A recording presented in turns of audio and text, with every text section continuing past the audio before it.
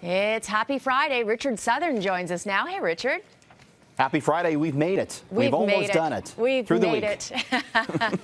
All right. A number of scene members getting concerning emails from Cineplex today. It's like another computer hacking problem. Yeah, this is a big issue for companies, and this is something to keep in mind, especially if maybe you're planning a trip to the movies this weekend. This comes back to Cineplex Connect. This is the free program that the theater chain offers its customers. You can buy tickets on there and whatnot. Cineplex says they want you to change your password right now if you are a Cineplex Connect user. It's not because they've had a security breach. They haven't, but they're worried about these other companies that have had a security breach, such as Loblaws. Their loyalty program has had issues. We've been following that on CityNews. So they're trying to be proactive with this. And again, this is a big concern, Cynthia, for a lot of companies out there. We had Yahoo announcing that 1 billion of their users got hacked into. So, it's tough to remember all these passwords, but it is a good idea to make them difficult and to change them as often as you can. Yeah, I'm one of those ones that uses one password for like multiple things. I know it's wrong, but I would never remember them. I really wouldn't. The most common password out there is still 1, 2, 3, 4, 5. So you got to mix it up a little bit. You just gave mine away.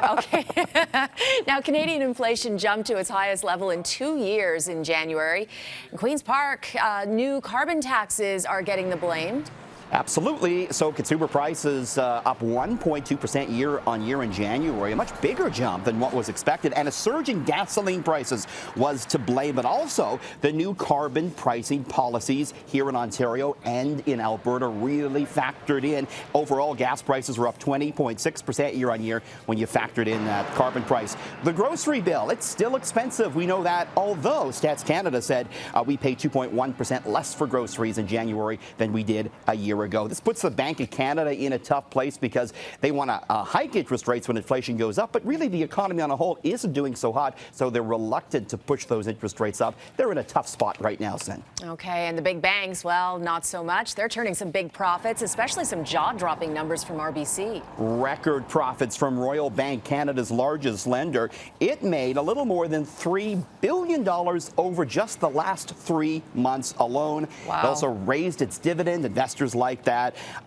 Banking in Canada, the Canadian banking division did well. Their U.S. business did well, but they made a lot of their money, Cynthia, in what they call their capital markets divisions. These big banks, they take the funds that they have and they play the market with it. And we know stocks have been hitting all-time highs. Just today, the Dow closed at a record high for an 11th straight day. So the banks, they're benefiting from that. And Royal Bank stock, by the way, down today, but up almost 50% over the past 12 months. It's been a high flyer on Bay Street. No kidding. Now, the Oscars, always fun to watch. They're this Sunday, and you're looking at the highest grossing nominated films this year. Yeah, and topping the list, I think, is the movie that is expected to clean up. It is La La Land, and that pulled in a worldwide box office of $340.5 million and a budget of $30 million. So big money maker right there, La La Land. Number 2, Arrival, $195.3 million at the box office with a budget of $47 million. Number 3, it's Hacksaw Ridge, $174.9 million is what that flick pulled in with a budget of 40.